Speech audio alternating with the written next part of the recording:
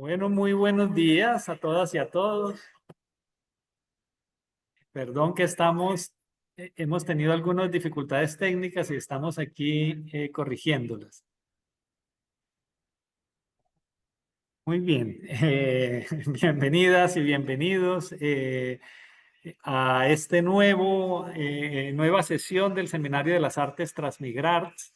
Estamos transmitiendo en directo, tenemos aquí público en la sala y esta conferencia está siendo grabada porque permanecerá en el canal de YouTube de la Facultad de Artes de la Universidad de Antioquia para quienes no estén conectados, pues puedan volver a revisarla más adelante.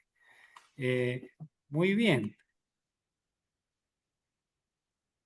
Disculpen ¿qué pasó aquí?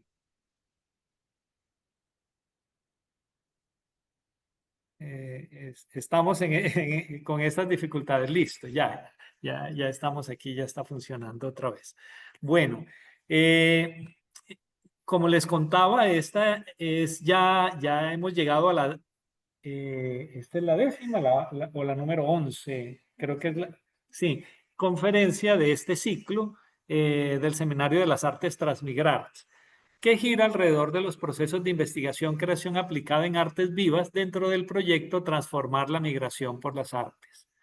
Transmigrarts es un proyecto RISE de movilidad de investigadores entre Europa y Colombia, del Programa de Investigación e Innovación de la Unión Europea 2020. En él participan tanto investigadores colombianos como investigadores visitantes de los 3 países europeos que conforman el proyecto: Francia, España y Dinamarca. Con una duración de 5 años, el proyecto Transmigrarts está próximo a finalizar en este año. Para mayor información pueden visitar la página web www.transmigrarts.com, donde podrán consultar con acceso libre todos los artículos que se han escrito en la revista TMA, así como las guías didácticas para la realización de diversos talleres modelo que hemos creado para trabajar con la población migrante. Allí también podrán consultar y descargar el libro sobre investigación, creación aplicada. Muy bien, en el día de hoy tengo el gusto de presentar, buenos días, tengo el gusto de presentar a Fabrice Corrons, quien es profesor titular de la Universidad de Toulouse, Jean Jaurès, Francia. Él es miembro del grupo LLA Creative y dedica gran parte de su investigación a las artes escénicas en territorios de lengua catalana, aunque también trabaja sobre Galicia, Asturias, País Vasco y desde hace poco Colombia. Relativamente poco, hace 5 años. Además de haber participado en Transmigrarts, forma parte de varios grupos españoles de investigación sobre artes escénicas, el CRAE y RITLE, que coordina la Universidad Autónoma de Barcelona, y Performa, que coordina las universidades de Santiago de Compostela y la Carlos III de Madrid. Traduce al francés dramaturgias de lengua catalana y gallega. Es investigador de Transmigrarts y además es coeditor del libro que les comentaba de investigación, creación aplicada que encuentran en nuestra página web. Hoy Fabrice nos hablará de la ética, o sea, aparte de esta pregunta, ¿ética y arte comparten solo la letra A? La postura deontológica en la investigación, creación aplicada, de la innovación al empoderamiento. Muy bien, Fabrice, bienvenido. Muchísimas gracias por haber aceptado esta invitación para estar aquí con nosotros. Y bueno, te cedo la palabra. Bueno, primero, ante todo, muchísimas gracias, Agustín, por la invitación, por poder un poco compartir mis reflexiones dentro de ese seminario, que lleva ya, por lo tanto, ya 10 sesiones. Yo ya voy añadiendo, digamos, una parte a un edificio que se va construyendo colectivamente. Y de nuevo, gracias, porque esto permite igualmente un poco tener juntos una serie de materiales, una serie de reflexiones que hemos ido un poco desarrollando todos y que nos permite a la hora de difundirlos también poder establecer, entablar diálogo con el público y ver a ver si hay preguntas, si hay nueva necesidad, porque la investigación, como tú bien sabes, siempre se va creando también con la gente que nos pregunta por qué hacemos esto y con qué finalidad. Os voy a compartir una presentación, a ver, lo voy a hacer técnicamente, que todo me salga bien. En teoría, ya podéis ver lo que estoy compartiendo, lo voy a poner en pantalla grande. Am, y voy a empezar retomando un poco la pregunta que da título a esta intervención. Y el objetivo de mi presentación es dar unas cuantas pautas, porque no se puede hablar de todo, pero sobre todo dar pautas, dar elementos para entender lo que llamamos ética, lo que llamamos postura deontológica en el arte, a raíz primero de mi propia experiencia investigativa dentro del programa Transmigrar y también de lecturas que llevo ya años haciendo sobre el tema de la ética, que es un tema que a mí me fascina, me perturba a su vez y me sigue dando bastante, digamos, elementos de reflexión. Eh, con esta pregunta, ¿ética y arte comparten solo la letra A? Todo el mundo me va a contestar, pero también tiene la letra T. Vale. ¿Por qué os he puesto esto? Porque para mí la A y la T, que está en arte y que está igualmente en ética, tiene que ver con lo que es la A de lo que envuelve, lo que es, por lo tanto, la carne del arte, y la T es lo que es el esqueleto, la vertebración. La A sin la T en arte no puede funcionar igualmente que en la ética. O sea que el esqueleto de la ética no puede funcionar si no tiene la carne del arte, y el arte, igualmente como o carne, no puede funcionar si no tiene el esqueleto, la vertebración de la ética.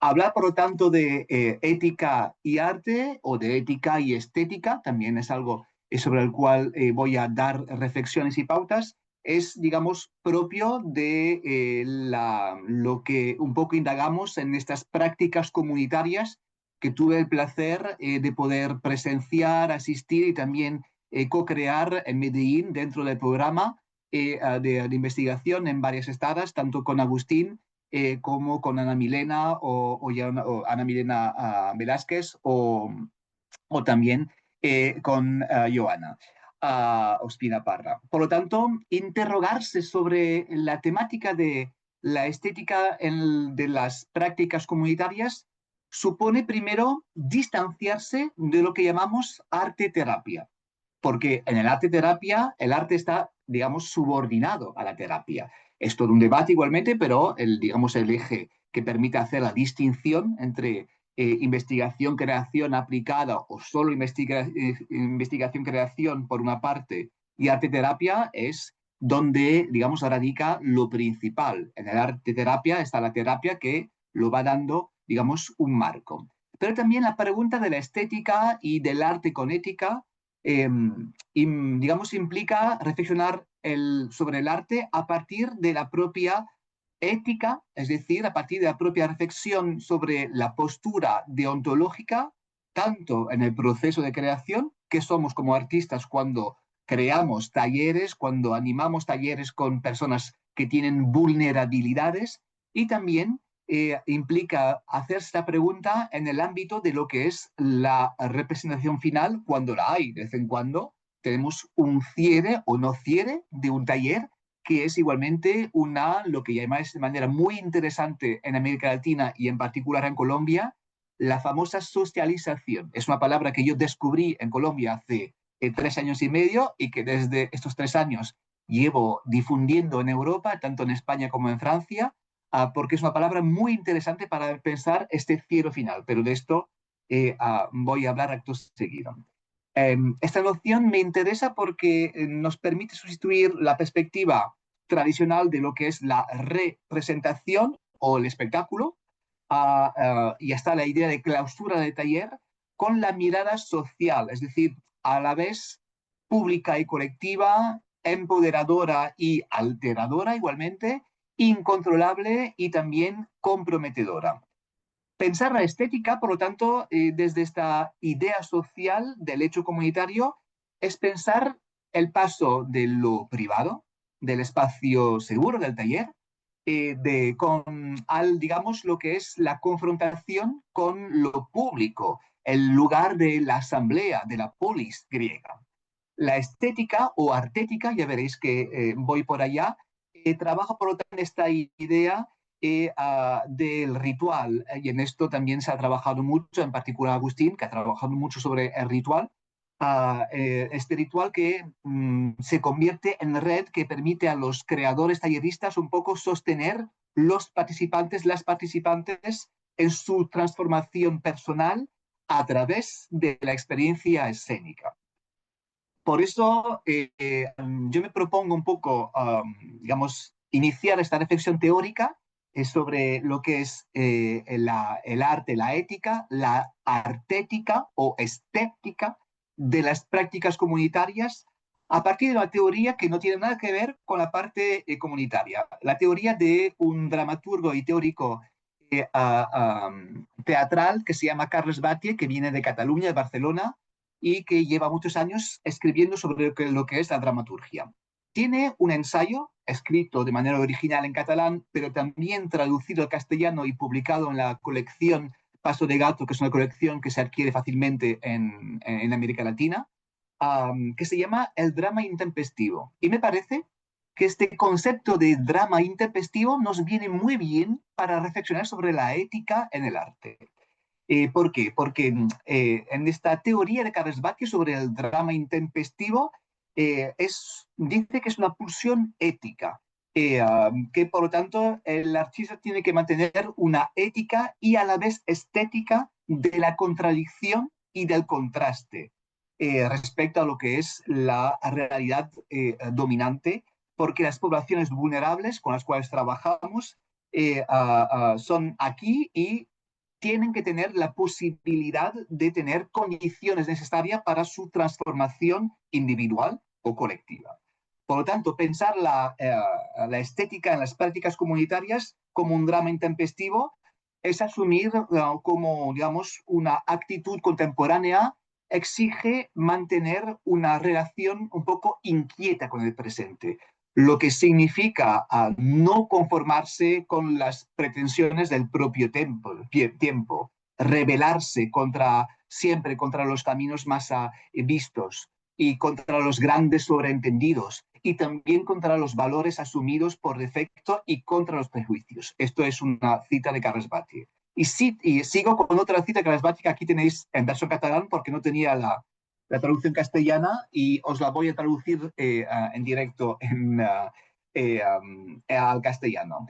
El artista contemporáneo está rompiendo su círculo de inmunidad, vence la anestesia que nos subyuga y entra en escena, lo que no significa que participe, sino que toma posición y violenta cualquier coordinada preestablecida, cualquier idea o valor que sean aceptadas sin duda, recelo o discusión. El artista, por lo tanto, incide en el mundo con responsabilidad y desde una profunda perplejidad. La duda y la incertidumbre son categorías de lo contemporáneo. A partir de esta cita, a mí me permite ver un poco cómo dentro de las prácticas comunitarias escénicas que se van dando, también tenemos esta idea de una perspectiva intempestiva sobre, digamos, la función del arte. Es no solo para la sociedad, porque interpela a la sociedad, sino también porque interpela el propio sistema del arte que se va renovando, digamos, simbólicamente y también estéticamente con este contacto, digamos, fértil entre arte y sociedad. En ese sentido, pensar la estética de las prácticas comunitarias es un poco también pensar un tipo de práctica que es particular. ¿Por qué? Porque a nivel sociológico es casi siempre pensar una esteticidad con no actores. Es un concepto sobre el cual hay bastante polémica, pero que a mí me sirve. ¿Por qué? Este concepto que maneja Vallejo de no actores, porque permite ver que el teatro con no actores aquí es tan legítimo como el teatro y la esteticidad o lo estético del teatro con actores profesionales y que además renueva esta necesidad del teatro, digamos, con la sociedad, de teatro en la sociedad, y genera a su vez como unos grandes retos sobre el diálogo entre poética y política, entre estética y ética. Efectivamente, y aquí seamos muy claros, a diferencia, digamos, del ámbito de la investigación fundamental y a fortiori de la investigación aplicada, donde la perspectiva ética ya es asumida desde hace décadas y a veces siglos, donde los comités de bioética ya existen, pues en el campo del arte, como bien sabéis, la idea de la cuestión ética todavía sigue siendo problemática, sobre todo por el peso de, digamos, la función burguesa tradicional plurisecular del arte. Aún así, es esencial un poco recordar que a partir de mediados del siglo XVIII, más o menos, la comunidad artística comienza a hacerse una serie de preguntas polémicas sobre el valor del arte en relación con la moral, con la deontología. Por ejemplo, un par de preguntas que se están dando. Eh, ¿En qué medida la cualidad, digamos, ética de una obra aumenta o disminuye o es indiferente a su función y a su valor artístico? Por ejemplo, tipo de pregunta a que uno se puede hacer. Otra pregunta, ¿en qué medida se pueden compaginar libertad y a su vez responsabilidad en artes? Y no tenemos igualmente una tentación de cierta apropiación cultural cuando trabajamos con poblaciones que no son nuestras, entre comillas, y en el caso transmigrar con población migrante, eso siempre se dio, como un poco disociar igualmente la parte, digamos, del ethos del creador y de la obra creada.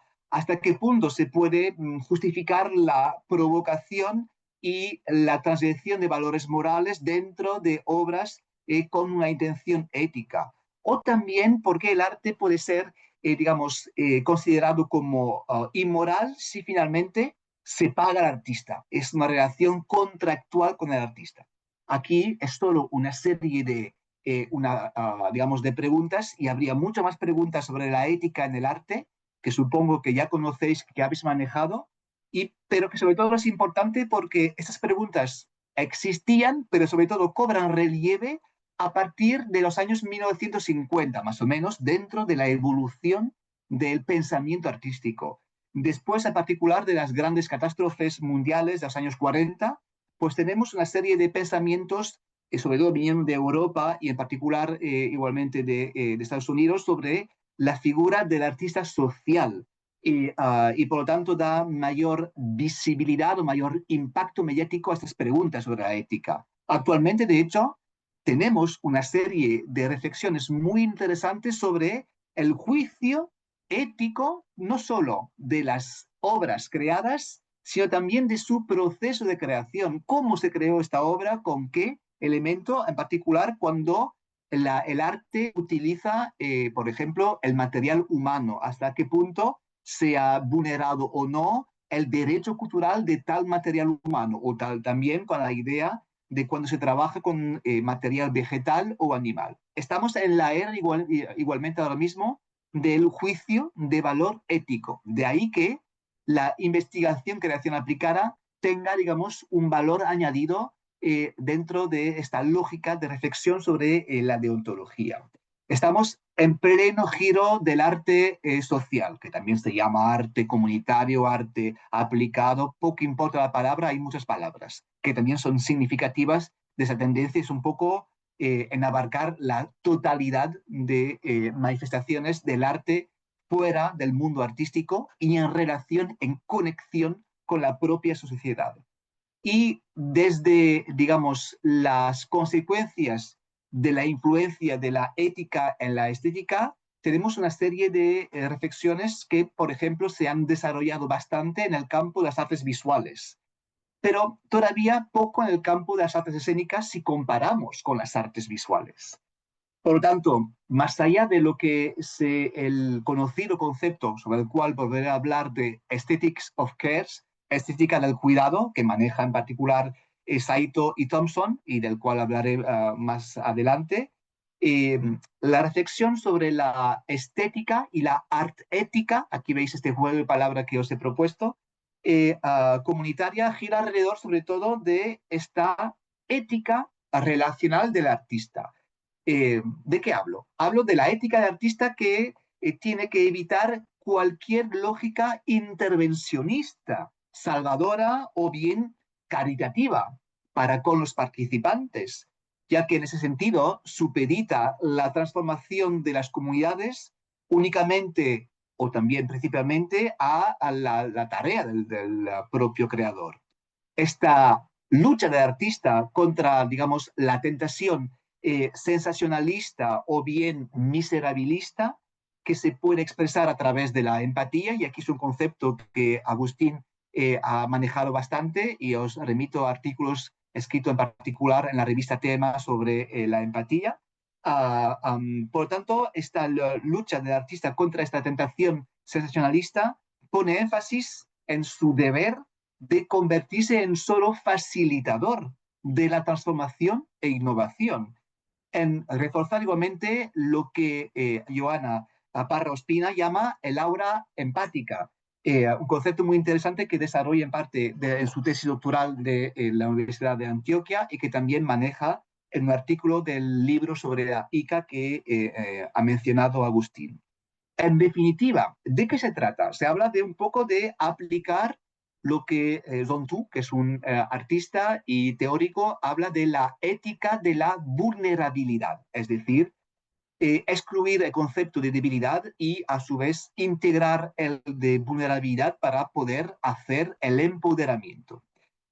Asumiendo, por lo tanto, esta postura ética del teatro de la aceptación, aceptamos a la gente como es, se autoriza, por lo tanto, una nueva lógica dentro del proceso creativo, en una nueva lógica en la que el arte y la ética tienen nuevas preguntas, puesto que asumimos y tenemos que asumir algo bastante innovador dentro del campo del arte. Es el tema de la autoría compartida.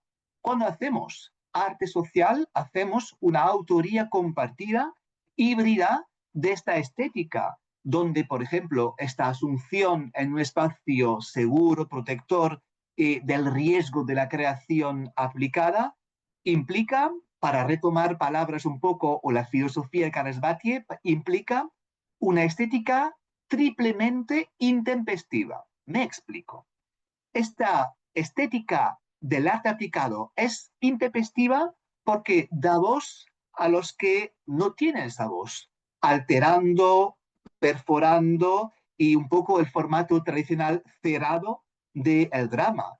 También es intempestiva porque supone generar más preguntas y reivindicaciones que respuestas en el sentido. Y también es intempestiva porque la misma legitimidad discursiva de los participantes respecto a los creadores genera como una forma de negociación dramatúrgica inédita, basada en el pacto de confianza y en el principio de empoderamiento. Estos son elementos que se pueden asemejar bastante a lo que Carles Batlle piensa sobre el drama, sobre lo que es dramaturgia profesional de la actualidad. Pero se ve que esto remite igualmente a lo que se vive en el día a día de la práctica comunitaria. Estamos, por lo tanto, en esta idea de asumir la precariedad, asumir igualmente el material creado como un material artístico, y, por lo tanto, asumir el proceso de ficcionalización y de autoficción de la realidad. Esta implicación de los participantes hasta contamina el propio pensamiento artístico del creador y de su propio proceso creativo. Hay muchas entrevistas en que los artistas sociales dicen, abogan por reclamar esta influencia muy enriquecedora del trabajo social para su propio trabajo, digamos, más profesional o más vinculado al teatro con profesionales. Esto incluso lo demuestran los investigadores de la Universidad Distrital de Bogotá, en particular Sonia Castillo, María Teresa García y Álvaro Hernández, en un artículo del libro sobre la ICA, donde habla que el taller se revela como un hábitat performativo de naturaleza plástica que se va co-creando a partir de las fuerzas vivas y energéticas de todo lo que participa en este taller, tanto las personas como sus roles, de manera situada y de manera también contextualizada, las temporalidades. Por lo tanto, la energía del taller también tiene una influencia en el proceso de creación del creador dentro del taller y fuera para otras creaciones. De ahí que la ética, pensar la ética dentro del arte, está también volviendo a pensar cuál es la influencia de lo social dentro de lo artístico. Si ahora hablamos en términos de Pierre Bourdieu, del sociólogo francés Pierre Bourdieu, que habla de digamos, el capitalismo cultural y los elementos de jerarquización social. El taller de teatro social o teatro aplicado crea un discurso siempre alternativo y resistente sobre las representaciones, digamos, dominantes que se hacen sobre las comunidades que están allá. Viene a ser un poco a nivel estético lo que llamaríamos un contradiscurso. Es decir, que por la intermediación del artista se pueden oír las voces que no se podían oír hasta ahora. Y por lo tanto se expone esas voces a lo que es lo invisible o lo no dicho. Y más allá de esta perspectiva, digamos, sociológica, el taller de teatro aplicado también representa un espacio de aprendizaje estético y un espacio igualmente cognitivo a través de los sentidos, la imaginación, las reacciones, las reflexiones. Y en esto remito a un artículo de Oscar Cornago, el teórico, en el libro Ica, donde nos habla igualmente de que la estética se encuentra siempre al mismo nivel, al lado de la memoria y de la imaginación. Y esto se aplica tanto, por lo tanto, la estética como la memoria y la imaginación a nivel de la ética. La ética que es la vinculación de todos los parámetros de estética, memoria e imaginación juntos. Y esto es lo que un poco teoriza Oscar Cornago en este artículo. Pero es interesante, ¿por qué? Porque nos demuestra que la ética está siempre encarnada. No hay una ética que esté fuera de la encarnación y, por lo tanto, de la memoria, de la subjetivación y de su, digamos, polo opuesto, que es la imaginación. De ahí que la estética, digamos, estriba también en este proceso de la ética. El taller, por lo tanto, presenta siempre un espacio de aprendizaje situado, autogenerativo y expandido, que hacen hacer nuevas preguntas éticas y estéticas. Al mismo tiempo, esta práctica artística, digamos, concebida como un drama intempestivo, refuerza la importancia, digamos, de la distancia estética entre el proceso de ficcionalización de la historia de la vida propia de los participantes. Me explico. Y esto aquí remito a un artículo de Diana González Martín, otra investigadora del programa Transmigrar, en el famoso libro que se menciona hasta ahora. Ella demuestra en un artículo muy interesante cómo el concepto de nido permite un poco pensar que la distancia que se permite con el juego en este nido permite un poco aumentar la transformación positiva de los participantes para también el resultado artístico final. Por lo tanto, la distancia que se permite en los talleres es una distancia que es ética y que a su vez produce un discurso estético que es bastante nuevo y es bastante alternativo a lo que se podría esperar. Es inédito en ese sentido. La distancia estética es, por lo tanto, ética y también va empoderando a los participantes a la hora de enfrentarse con lo que se llama la socialización, este momento un poco de exposición pública, porque hay algo que hay que decir y sobre el cual yo voy a insistir bastante, es que la idea de la socialización es una idea casi siempre vinculada a la exposición pública, con todos los riesgos que comporta la socialización. ¿Por qué? Unos no actores, gente no profesional, y que llega con vulnerabilidades, por mucho que las hayas trabajado, que las hayas distanciado, superado, integrada, trascendentado dentro del proceso del taller, cuando se expone a un público, puede, digamos, a tener todo el efecto del taller hecho polvo, totalmente desconstruido, destruido por el efecto dominante de lo que se llama la socialización, porque no siempre hay una mirada empática desde la parte de la socialización, que por lo tanto este momento puede, digamos, herir el bienestar, el buen vivir de los participantes. Igualmente puede ser contraproductivo respecto a todos los logros del taller. Por lo tanto, hay que pensar siempre que esta socialización es un peligro potencial en términos, digamos, psicosociales de los participantes. Y por lo tanto, hay que insistir mucho en esta idea de, antes de la socialización, establecer unos pactos de confianza de manera muy fuerte y, a su vez, igualmente, trabajar la ética como una manera de transferir el conocimiento, delegar la creación a los propios participantes. El artista no crea a partir de los participantes, sino que co-crea con los participantes, poniéndoles en el mismo nivel de creación. El artista baja de su sistema artístico para poder hacer ascender todos colectivamente. Por lo tanto, estamos considerando que la asociación puede ser percibida como una, lo que os comentaba, una forma de manipulación, sobre todo cuando se multiplica la asociación. Por ejemplo, un taller de teatro comunitario se hace una función, una asociación. Diría que si se ha trabajado bastante bien, no hay problemas de riesgos psicosociales porque se ha trabajado, se ha anticipado, se ha creado un pacto relacional, una ética de confianza que tenemos entre los creadores y los participantes, que hacen que suelen llegar a este momento de exposición de manera bastante, digamos, abierta. Pero ¿qué pasa? De vez en cuando las instituciones que promueven este tipo de talleres, que no son siempre instituciones artísticas, que a veces son instituciones sociales, que encargan un proyecto porque ven que aquí hay una necesidad, se enamoran, se hechizan con el propio momento de esta exposición final, de esta asociación, y piden a veces que se repita ese momento, porque tiene un valor para ellos ejemplar.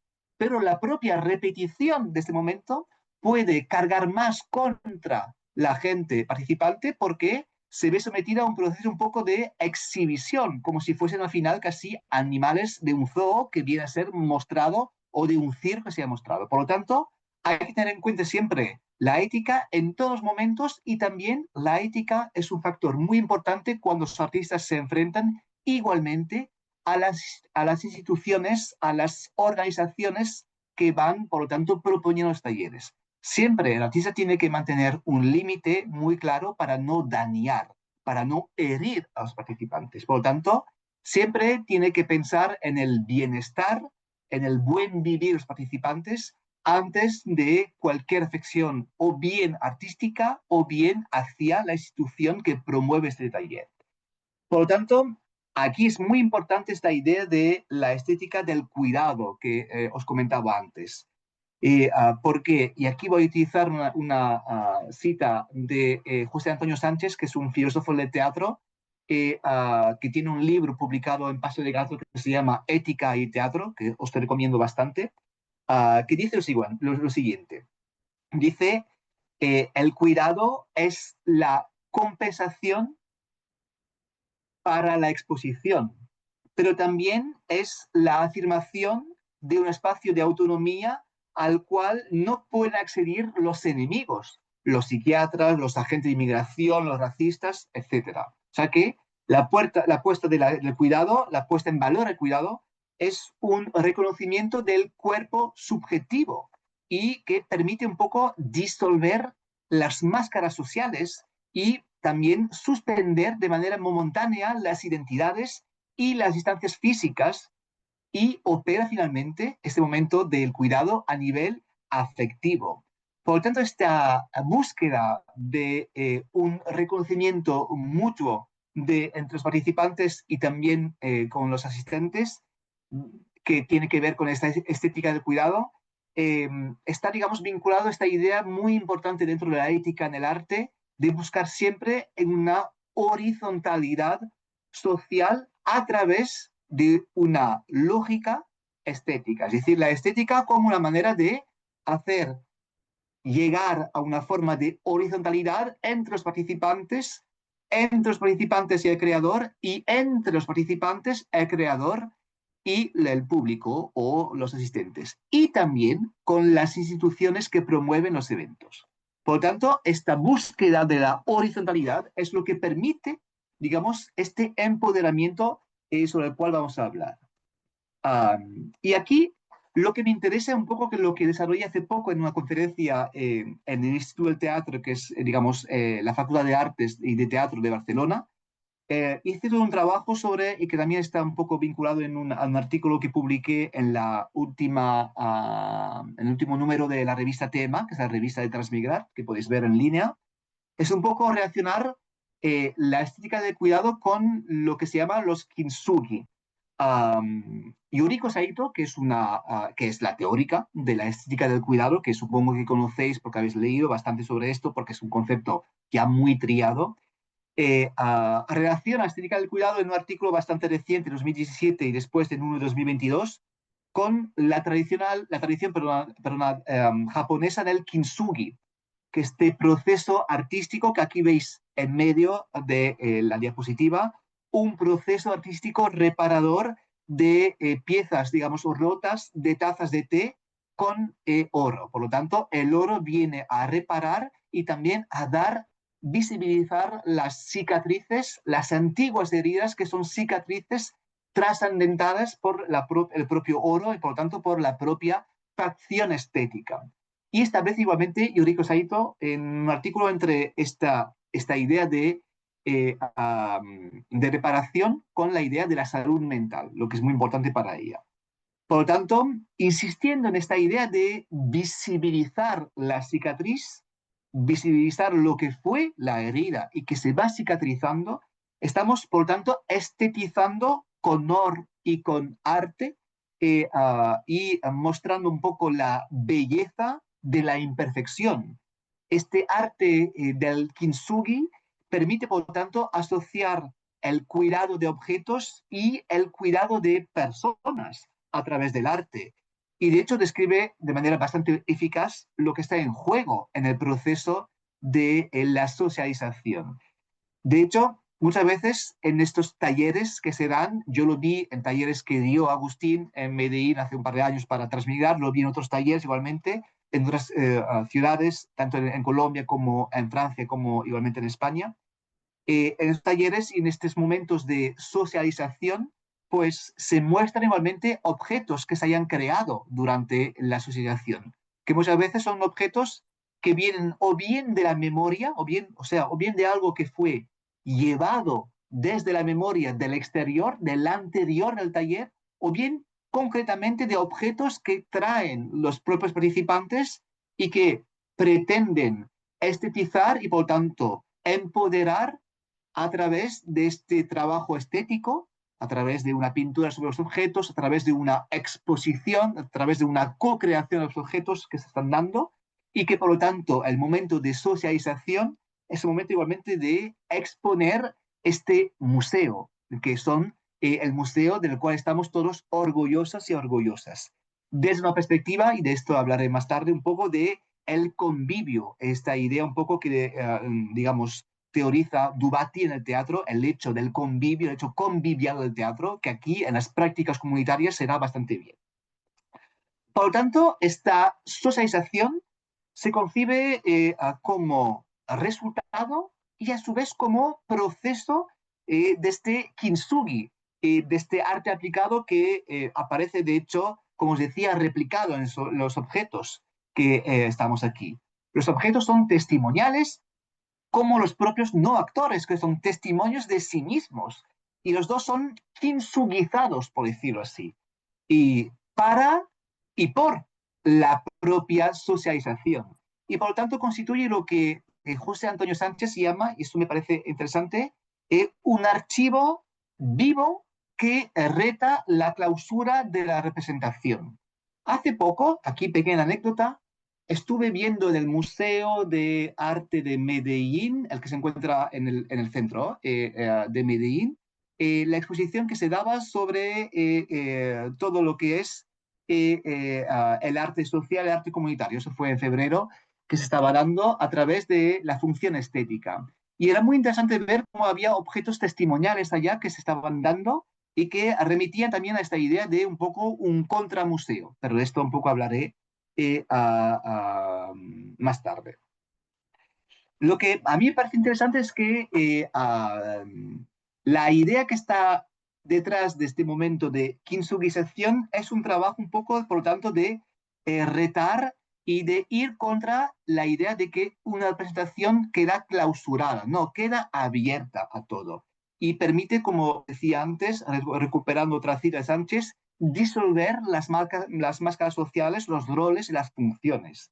En esta lógica, la propia socialización de un taller se parece a algo que yo conozco muy bien y que es la imagen de la derecha, que supongo que en Colombia no se conoce, que se llaman los castells, que es una palabra catalana que significa castillos, que es lo que veis, las pirámides humanas. Tenemos en Cataluña, yo soy francés, pero de familia catalana, inmigrante de familia catalana en Francia, esta tradición muy vinculada a Cataluña de crear juntos esas pirámides que pueden ser de 5, 6, 7 plantas y o hasta 10 hace poco, y por lo tanto que remite a un trabajo igualmente siempre de fuerza, equilibrio, valor y, digamos, juicio a la hora de construir. Aquí veis otro ejemplo igualmente de construcción colectiva.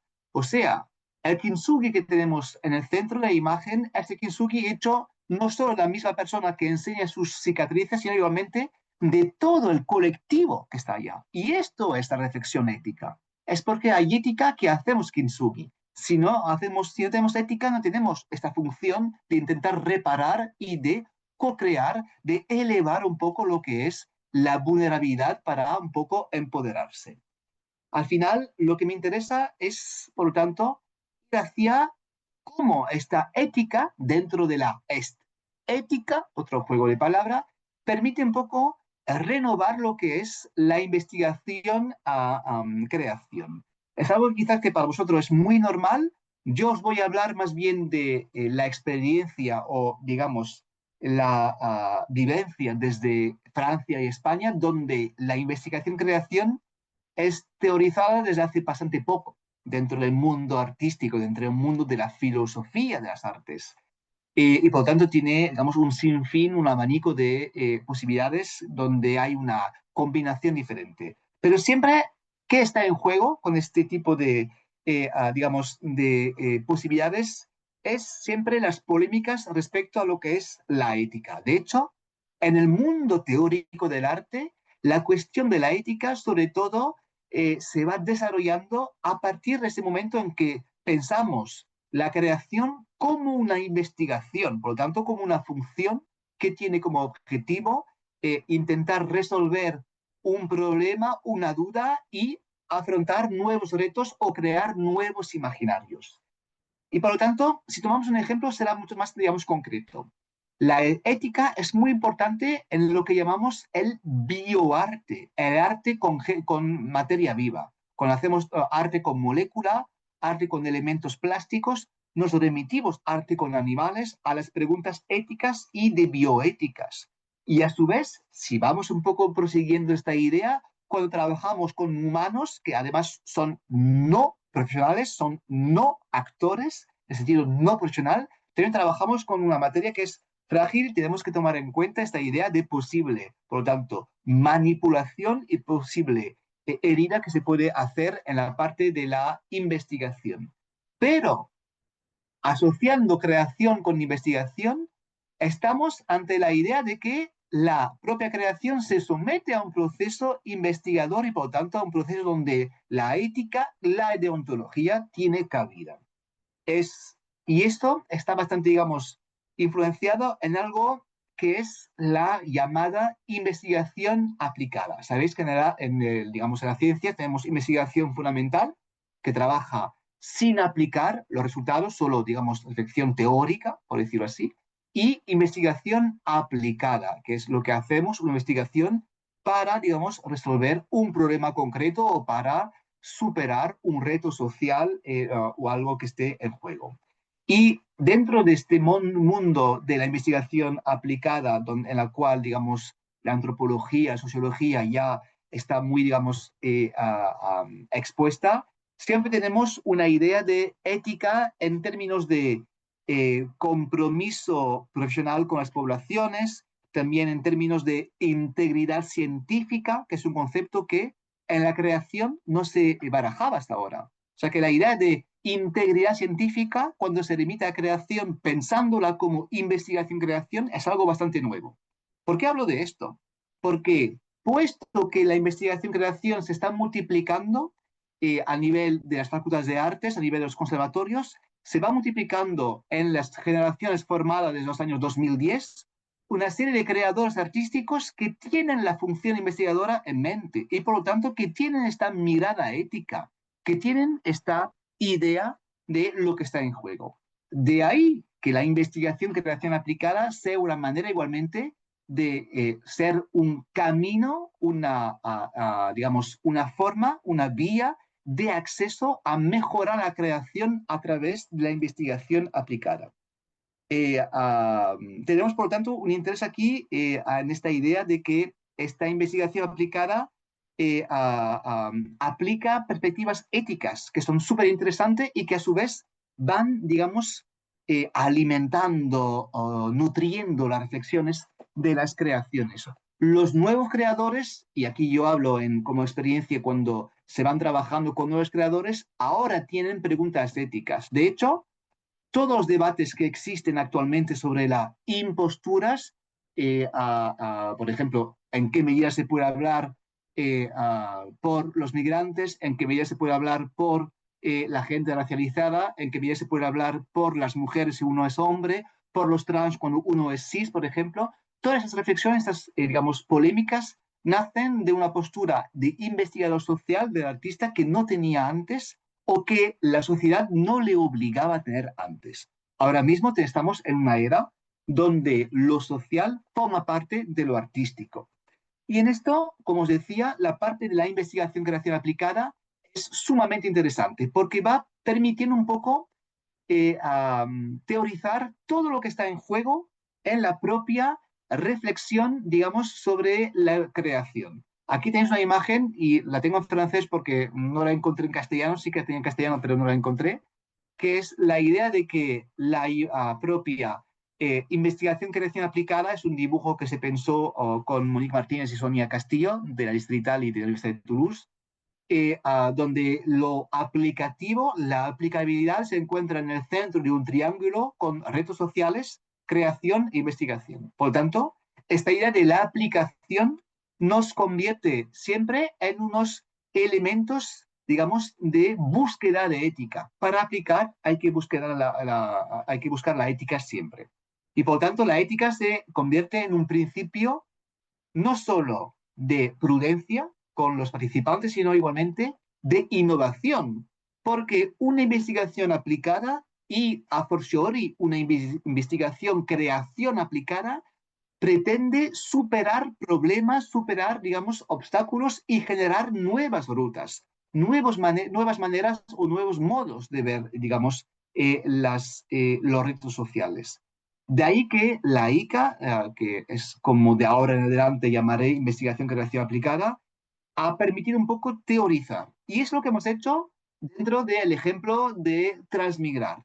Y esto es algo que supongo que ya habéis visto bastante, o sea que no voy a entrar en detalle sobre lo que es transmigrar, solo es importante un poco tener en mente que es un proceso que también fue una manera de teorizar la propia investigación-creación aplicada. Me explico. Antes de transmigrar ya existían muchas, digamos, propuestas de investigación-creación aplicada, pero no existía, a raíz de todo el estudio, digamos, del estado de la cuestión que hicimos, una literatura científica, académica fuerte, o sea, no existía una teoría de la investigación-creación aplicada. El libro que se publicó, que tuve la suerte de poder coeditar con la profesora y amiga Sonia Castillo Ballén del doctorado de estudios artísticos de la Universidad Distrital de José Caldas de Bogotá, Por lo tanto, en este libro lo que hicimos a raíz de, digamos, un impulso que fue el de Monique Martínez, la que pensó al principio la ICA, pues se fue teorizar. Y nos dimos cuenta de que la ética estaba en todos los momentos de este proceso de creación aplicada y que a su vez estaba renovando las prácticas comunitarias y el pensamiento.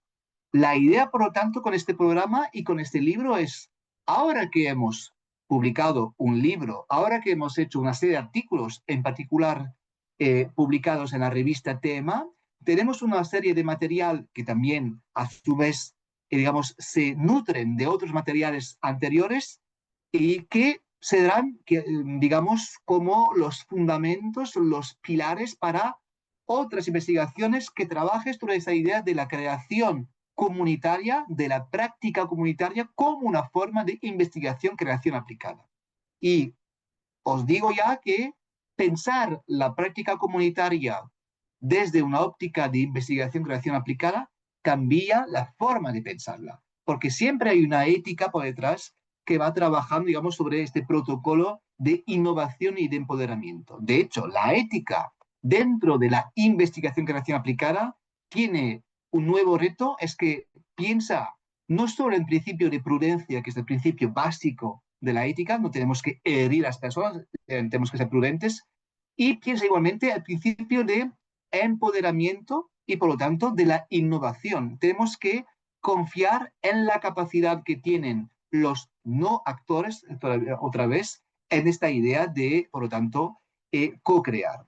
Y aquí lo que se ha hecho en particular con este elemento, estos son quizás elementos que ya habéis visto con mis compañeros en las sesiones anteriores, es la idea de hacer talleres que siempre contemplen, estos son capturas de pantalla de algo que podéis encontrar, y me acabo de dar cuenta de que tenía una parte del texto escrito en catalán, lo siento, porque lo escribí estando en Cataluña y se me cruzaron los cables entre catalán y castellano cuando escribí la diapositiva para hoy. Por lo tanto, también hicimos un primer instrumento que era muy interesante porque permitía un poco ver cómo los propios participantes podían pensar su propia transformación, no a partir de criterios psicológicos o sociales, sino a partir de criterios artísticos.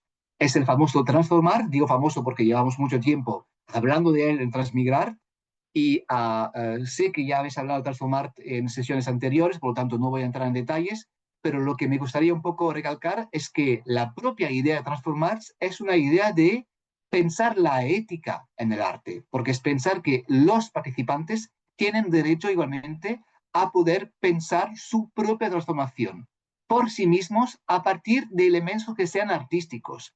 De ahí aquí los conceptos de cuerpo, grupo, vivencia, creatividad y con los subconceptos que aquí están presentes en esta diapositiva, que permiten que los propios no artistas, no actores, se empoderen apropiándose del léxico del mundo artístico. Esto es otra de las grandes, digamos, ganancias de la investigación creación aplicada. Es permitir que los que no forman parte, digamos, de la investigación a creación se puedan convertir en gente capacitada para ser creadores o para reconocerse como creadores, digamos, dentro de la ICA.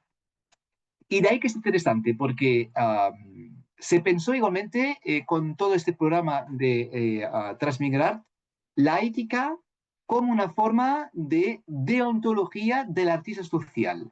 En noviembre de 2023, en un seminario que organizó la Distrital de Bogotá y bajo, digamos, la coordinación de Sonia Castillo y de Monique Martínez de la Universidad de Toulouse, se llegó a un manifiesto, de hecho, que se publicó en la introducción de este famoso libro sobre la ICA, que se llama el Manifiesto de Investigación, Creación Aplicada para la Legitimidad de los Artistas Sociales. Yo os recomiendo mucho la lectura de este manifiesto porque es muy interesante para entender la ética. De hecho, os voy a leer este manifiesto para que veáis de qué se trata. Dice lo siguiente, y lo podéis encontrar otra vez, lo repito en el libro sobre la ICA, en la introducción. Afirma lo siguiente: la persona artista social es quien considera que tiene una función en la vida social, más allá de la representación colectiva del genio creador todavía vigente en el siglo XXI. Considera que puede actuar para la transformación social, puesto que puede potenciar relaciones de crecimiento, transformaciones, cooperaciones, mitigaciones de condiciones de vulnerabilidad, concienciación, sensibilización, mediación en las comunidades.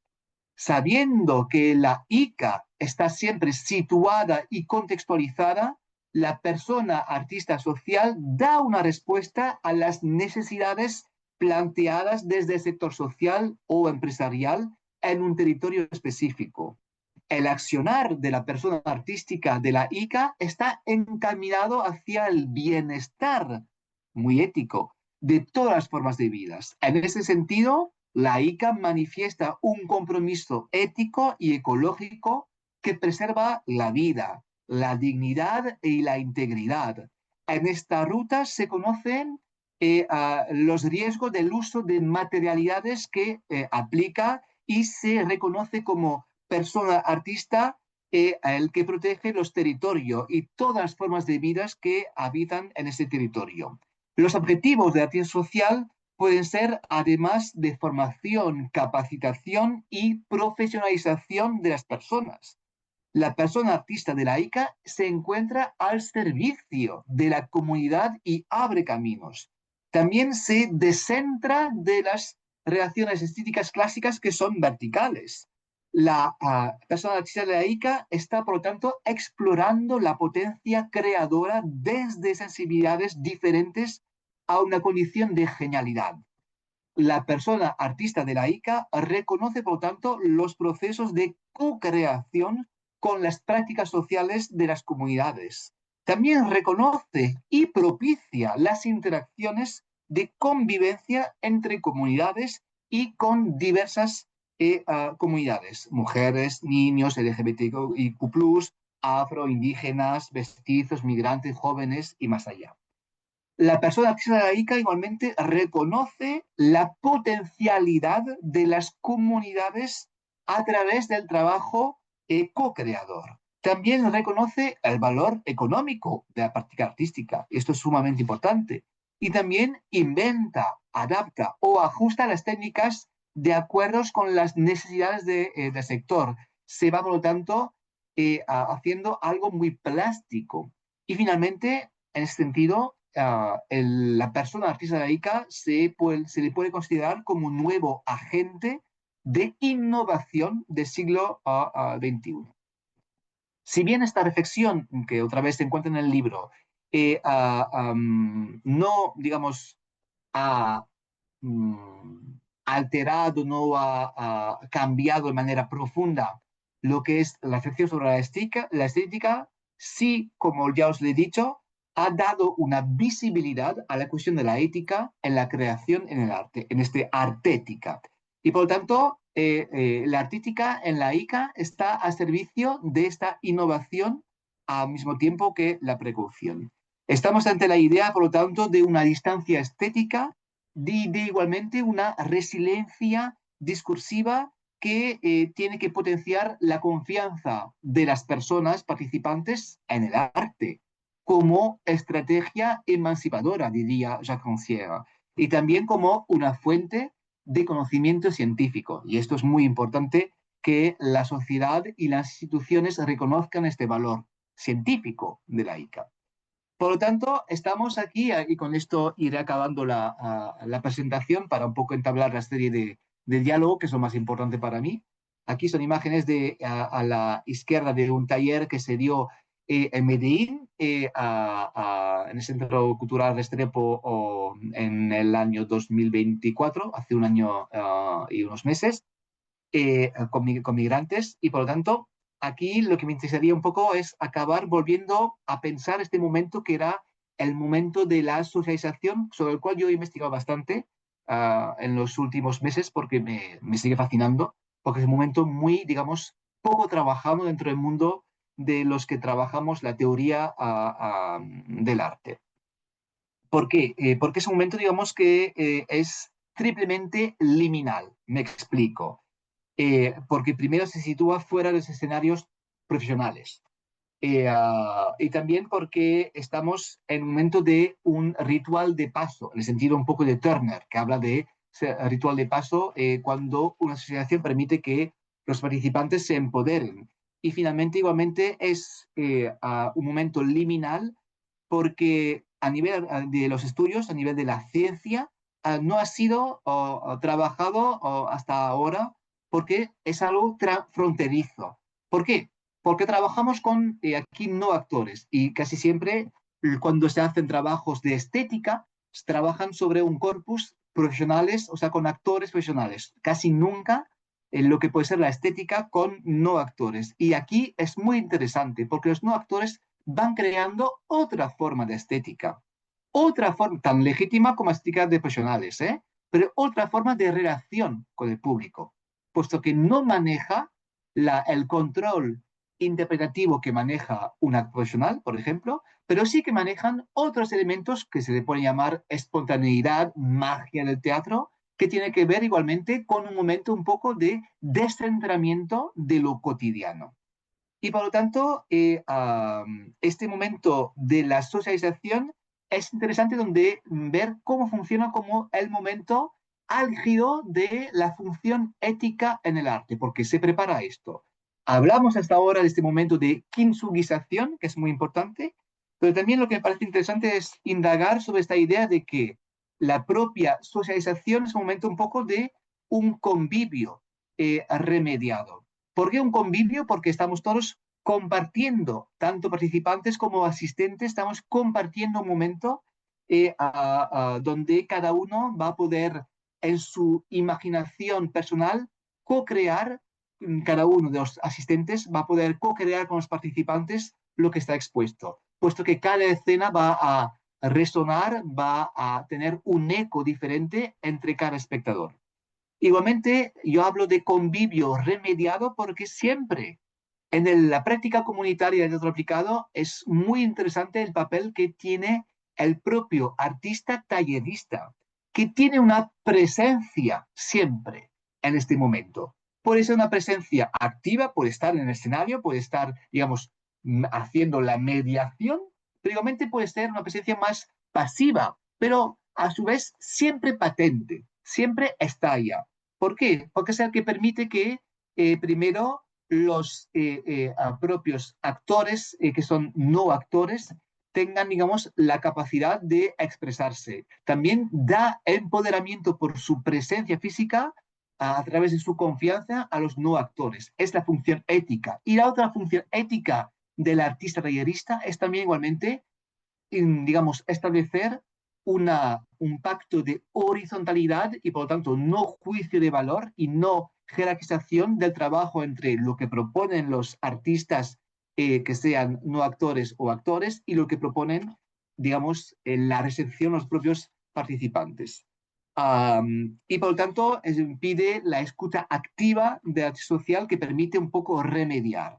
Pensamos que remediar y un remedio es lo mismo.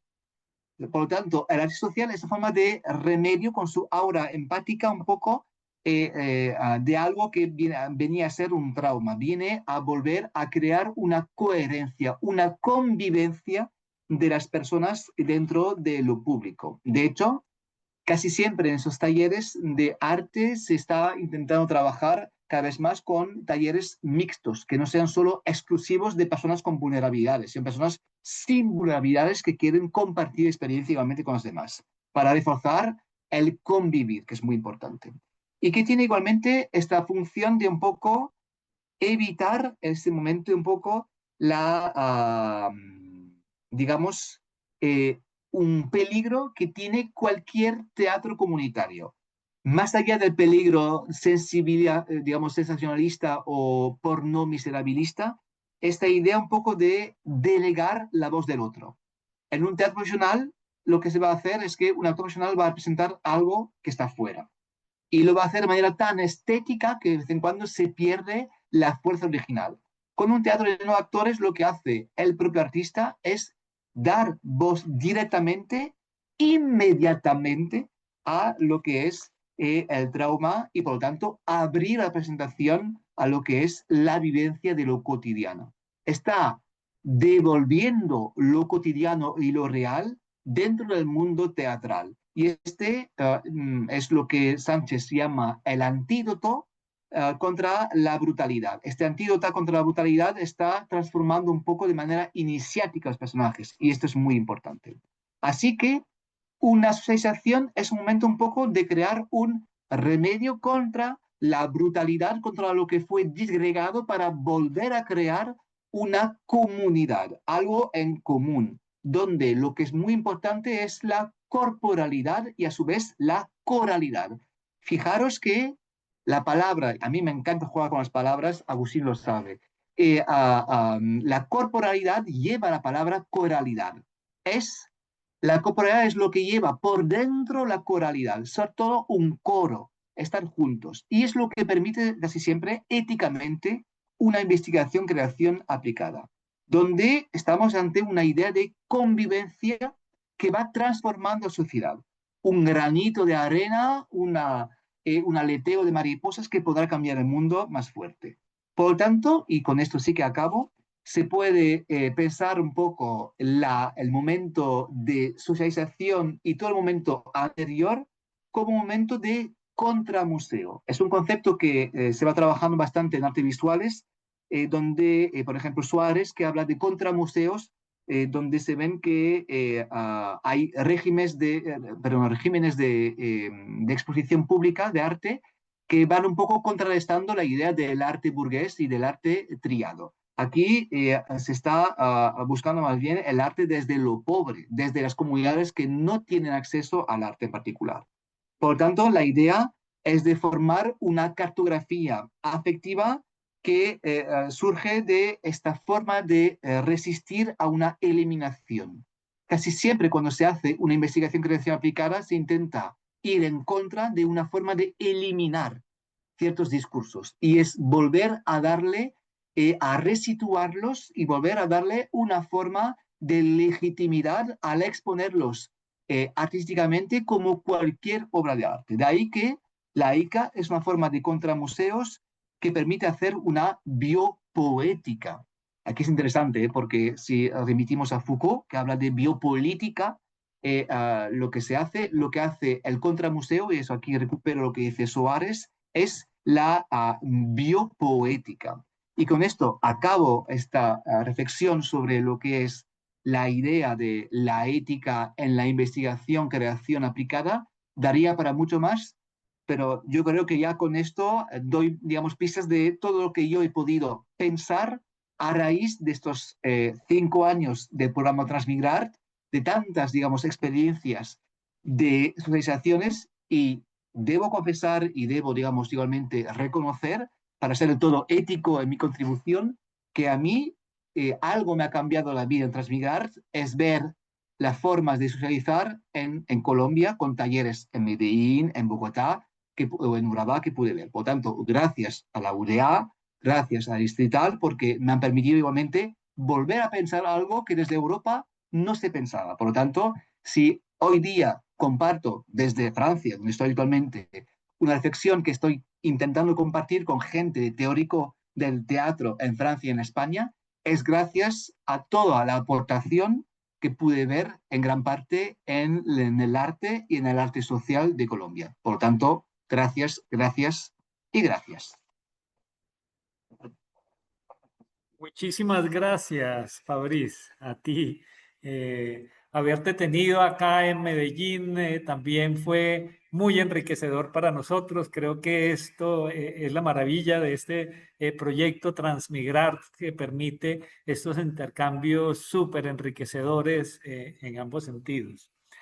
Pues nos dejas mucho, mucho que pensar, mucho, mucho para analizar también de tu charla.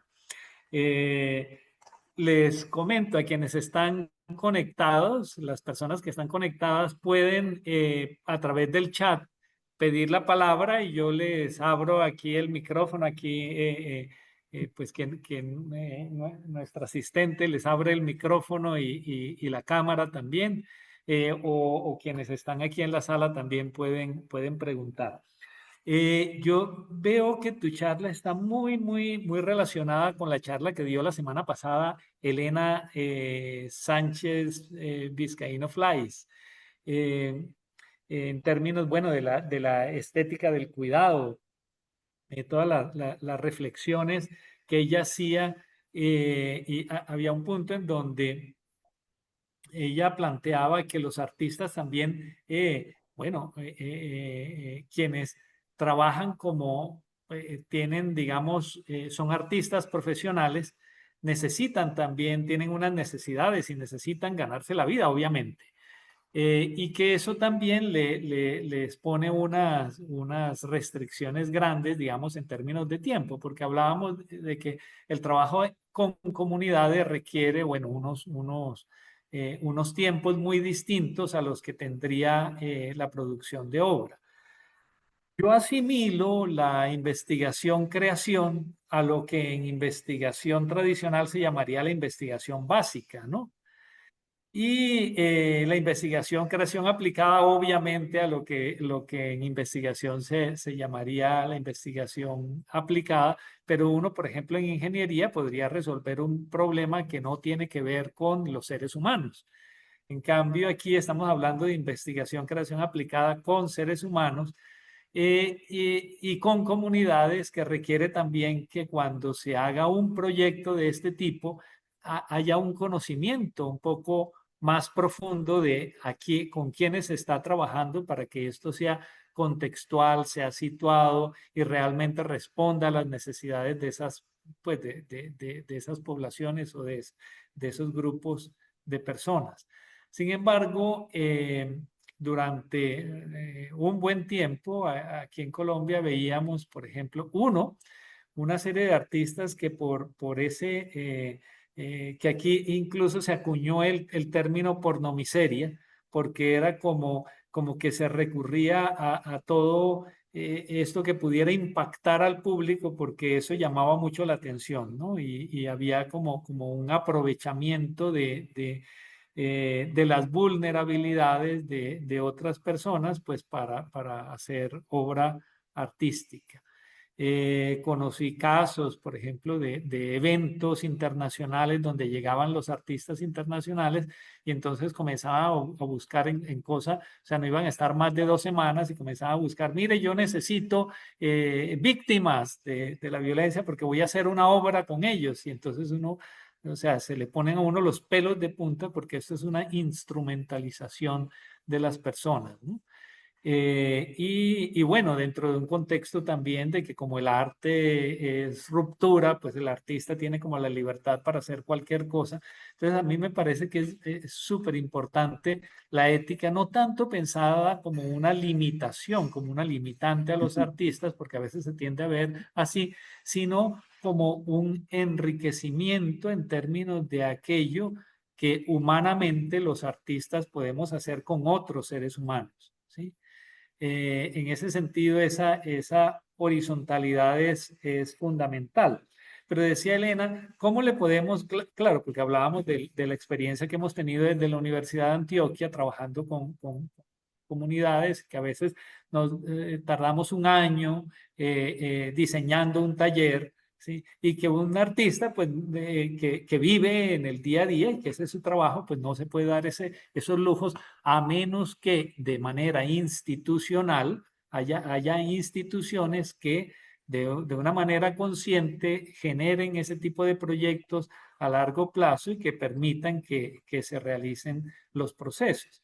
Porque bien sabemos en el proyecto Transmigrarts que un taller artístico no es solo el taller artístico, que tiene un antes, que es muy importante, todo cómo se prepara ese taller, sobre todo cómo se diseña con las comunidades, respondiendo a las necesidades de las comunidades, en diálogo con las comunidades, y luego todo lo que hay después del taller mismo, que incluso a veces uno podría incluir la socialización o dentro del taller o de lo que sucede después del taller, ¿sí?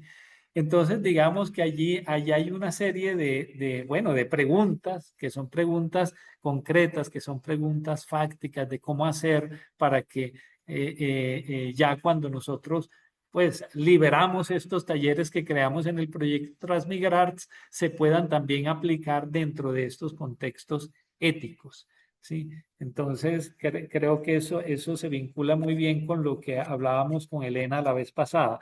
Pero surgió algo que era algo que yo quiero preguntarte en relación con precisamente con los kitsugis. No se mencionó el kitsugi, pero se mencionó el término reparación.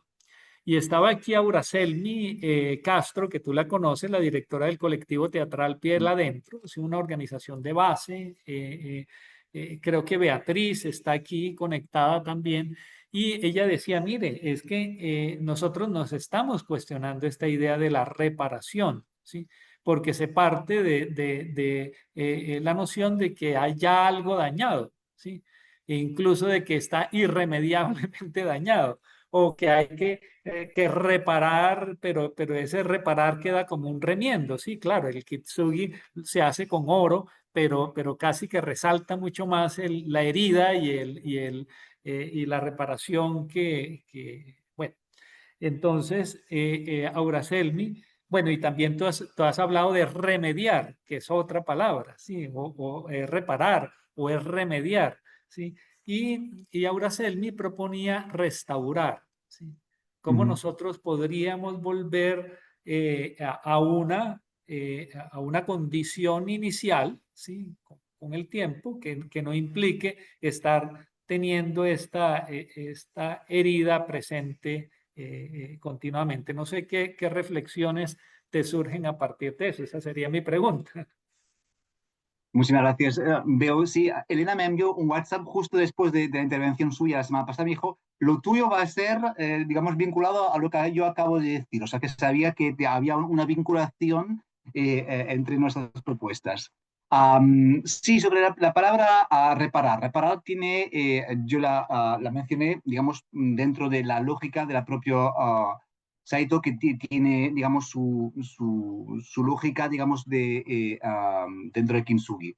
Restaurar es interesante, pero también es peligrosa como palabra, como cualquier palabra, ¿eh? Yo creo que cualquier concepto tiene su lado positivo y su lado, digamos, de amenaza. ¿Por qué es interesante? Porque desde como mínimo, y yo siempre tengo que situar mi conocimiento y mi práctica discursiva. Yo hablo desde una práctica discursiva principalmente arreglada en Francia y en España. Por lo tanto, quizás las palabras no tienen el mismo sentido igualmente dentro de cada continente, por decirlo así. En Europa, restaurar lo vemos con la restauración de los derechos culturales. Creo que también es una expresión que se utiliza en Colombia o en otros países para hablar, por lo tanto, de volver a dar legitimidad, a dar normalización a algo que fue considerado por instituciones como anormal o como algo, digamos, por debajo. Aquí también, de hecho, el concepto de restaurar podría también vincularse con un concepto que conocemos bastante en términos más sociolingüísticos como el término de normalizar, porque significa que algo que ya existe, pero que no se ha convertido en algo que puede ser la nueva norma y lo que es lo normal de la sociedad. Por lo tanto, a mí esta palabra restaurar es interesante en este proceso un poco de ir hacia un empoderamiento sin pensar en algo que fue, digamos, dañado en un principio, sino reconocer lo básico. También restaurar tiene una perspectiva decolonial interesante, porque restaurar tiene que ver con la idea igualmente de volver a dar una visibilidad a lo que fue invisibilizado, no dañado, pero invisibilizado por otra forma de denominación. Al mismo tiempo, restaurar tiene una visión como mínimo desde el uso que se tiene en España y en Francia, palabra en francés y en español de España y otras lenguas igualmente románicas, que yo sepa, es la idea igualmente de volver a dar la forma original. Y la idea de la restauración en ese sentido sería negar también la, digamos, irremediable o irreductible transformación de cualquiera. O sea, que no se puede restaurar finalmente, porque todo el mundo cambia, todo el mundo está evolucionando. Por lo tanto, si estamos cambiando siempre, la restauración es utópica. Restaurar en ese sentido sería casi una utopía que podría convertirse en, al fin y al cabo, dentro de una lógica, digamos, teórica, hasta arbitraria. Así que, porque restaurar, ¿a partir de qué momento? ¿qué tenemos que considerar como restaurar? Aquí yo lo relaciono con lo que llamamos en Europa y que supongo igualmente que lo llamáis en Colombia, pero quizás me equivoco y me dirás, Agustín, si voy equivocado o no, con la palabra folclore, que es una palabra que tiene toda una serie de connotaciones en Europa muy negativa a el folclore en general, porque es una versión muy desde lo burgués, lo urbano contra lo rural, por decirlo así, y lo blanco contra lo que no es blanco. Pero la idea de folclore ha sido siempre la idea de restaurar algo que fue un paraíso, digamos, primigenio que ya desapareció. Esta idea de paraíso que existía es también una utopía que puede ser convertirse en una pesadilla igualmente cuando se va dentro de esa lógica de restaurar algo y saber dónde está la norma. ¿Por qué hablo de folclore? Porque en el siglo XIX en Europa, supongo que también fue el mismo proceso en el siglo XX y XIX en América Latina, tuvimos un proceso de folclorización de ciertas costumbres que hasta el momento eran muy cambiantes. Se intentó fijar, se intentó un poco decir esto es así y no puede variar. Tal expresión cultural será así. Por lo tanto, es una manera de negar el proceso de reconstrucción, el proceso performativo permanente. De ahí solo mi pequeño temor con esta palabra restaurar, que como decía, reparar tiene sus contras y estoy totalmente de acuerdo con los contras que tú has dicho en nombre del colectivo. Pero restaurar igualmente tiene esta lógica. Pero depende finalmente, y eso es muy interesante, quién habla. Porque cuando lo habla, lo dice una comunidad, digamos, que ha sido minorizada, entre comillas, dominada, restaurar es un proceso igualmente de recuperación, porque también se podría hablar de recuperar y no solo restaurar, o sea que volver a ocupar, lo que es recuperar es volver a ocupar un lugar del cual ha sido desocupado, este tiro. De ahí depende, por lo tanto, quién habla y desde qué punto de vista. Lo de reparar tiene un punto de vista, primero una connotación médica, o una connotación igualmente que está vinculado con un cuerpo, sobre todo con algo que ha sido diagnosticado como dañado. Y como bien decía, no siempre está dañado lo que está en juego, solo volver a dar visibilidad. De ahí que a mí me gusta esta idea de contramuseo, porque permite, digamos, salir de esta dialéctica entre reparar, restaurar, recuperar, visibilizar y es volver a dar otra visión que es un contra, porque no es el museo, digamos, clásico, y es sobre todo intentar ocupar espacios que hasta ahora no habían sido ocupados. Porque finalmente lo que está en juego es y la ética es esta igualmente, es dar una visibilidad a lo que fue invisibilizado. Hay un sociólogo que se llama Gatti, un sociólogo que es uruguayo y vasco uruguayo, que vive actualmente en Deusto, en Bilbao, y que trabajó mucho sobre lo que él llamaba las identidades débiles. ¿Qué son estas identidades débiles? Él teorizaba sobre las identidades que no son consideradas como fuertes en la sociedad. Por ejemplo, en España, las débiles son las que no corresponden a los que son de gente de origen española, son todos los migrantes, por ejemplo. Y por lo tanto, intentaba trabajar sobre esta idea de decir lo que permite varias estrategias, sea el arte, sea instituciones, sean medidas digamos, sociales, sean manifestaciones, sean fenómenos, como, por ejemplo, como el que tuvo lugar en Medellín de las escuchas tiene razón, o sea que este fenómeno que fue bastante reciente en la historia de Medellín, que yo viví, digamos, vivencié estando en Colombia en ese momento, esa idea de volver a dar visibilizar, volver a poner en el mapa lo que fue excluido o lo que fue, digamos, escondido en el mapa. Y esta idea de mapa y cartografía me parece interesante, porque finalmente es como el contramuseo, volvemos a dar visibilidad a algo que fue, digamos, invisibilizado. Y es un poco el sentido, el teatro, el arte, como un efecto revelador. Permite revelar lo que quedaba un poco, digamos, en los márgenes. Permite enfocar algo que estaba desenfocado o fuera del campo, digamos, que se intentaba mostrar o, digamos, ilustrar. Y por eso, yo contesto sin contestar porque yo creo que la pregunta da para mucho, pero sobre todo me interesa esta idea de restaurar con todos sus pros y sus contras y todo lo que está en juego detrás de cada palabra que está en juego. ¿Quién dice? De ahí que para mí la palabra final de contramuseo y de cartografía me parece la mejor manera de ser lo más, digamos, neutro respecto a lo que sería una función, digamos, de lo que es el arte social. Muchísimas gracias, Fabrici. Creo que hay mucho que reflexionar sobre esto y bueno, agradecemos también a Braselmi que desde su punto de vista y Gracias. su trabajo con comunidades de base tan fuerte nos ponga a reflexionar aquí.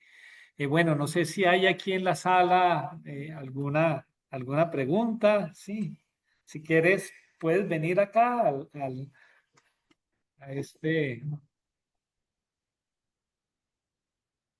Y, tendrías que abrir la cámara y el micrófono.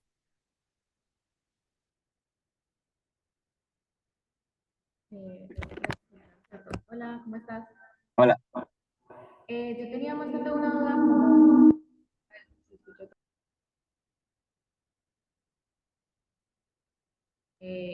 Ya, ¿cierto? Sí.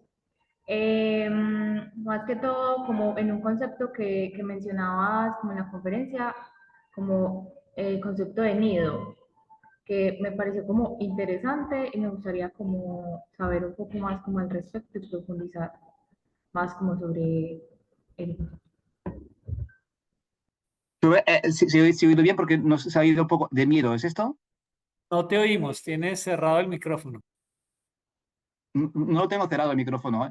Lo tengo abierto yo. ¿Ahora me oyes? Quizás. ¿Se me oye? Sí. Es que se escucha un poco mal, es que porque había eco. ¿Hablas del remedio o del miedo? Es que no estaba seguro de haber oído bien. Por-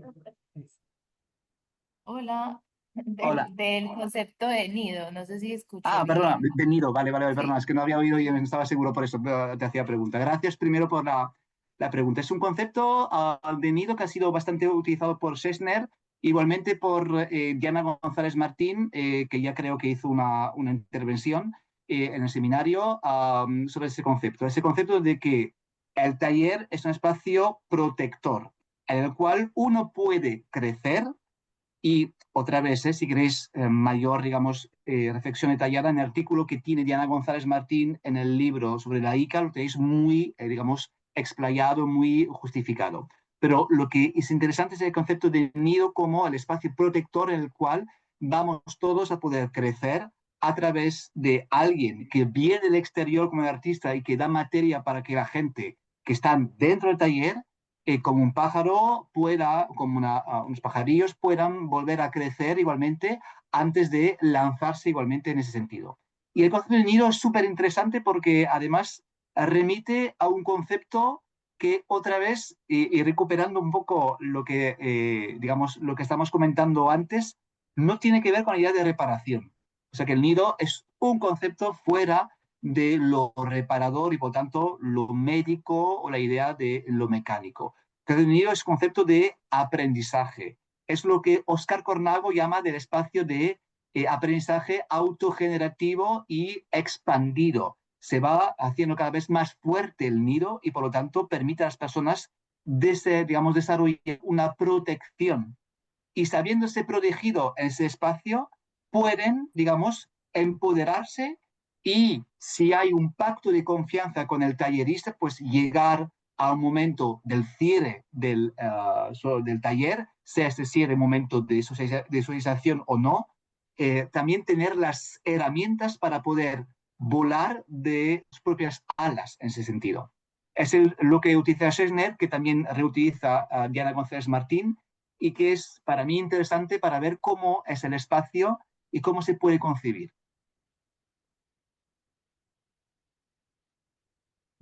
También es un espacio generativo, ¿no? Claro, Eh, sí, que no solamente protectivo, sino generativo. Y en ese sentido, pues es muy interesante porque digamos, en esa discusión que teníamos entre los términos reparador, restaurador, remediar, estábamos hablando en la perspectiva temporal y cómo el restaurar tiene digamos, este riesgo de que nos manda un pasado idealizado, ¿sí?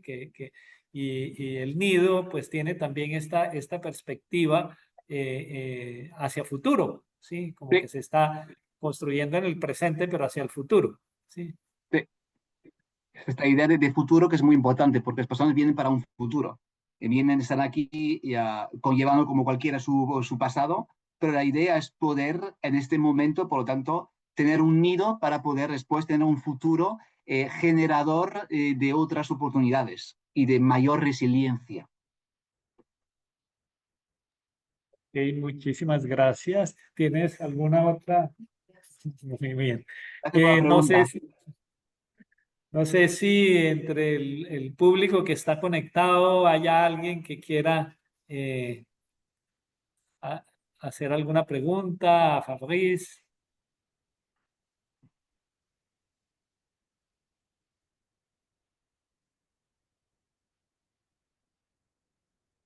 Veremos si hay alguna nota aquí. Fabrice, yo aprovecho entonces que no, porque yo tengo muchas Aprovecha, preguntas. aprovecha. ¿Sí? La, una es, en tu opinión, en los talleres Transmigrar, ¿qué es lo que se transforma? Porque es que hablar de que nosotros transformamos vulnerabilidades es una cosa así, grande. ¿Sí?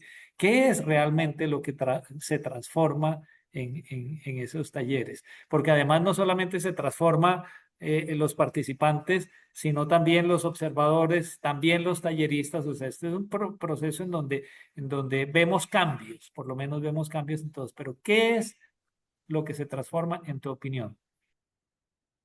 Ah, yo creo que en esto, y me pasa sobre todo para mí un artículo que en mi caso me ha, digamos, desvelado ideas que las tenía un poco confusas sobre esta transformación. Y este artículo que escribe Oscar Cornago, el teórico, en el libro sobre lo que está en juego en el taller.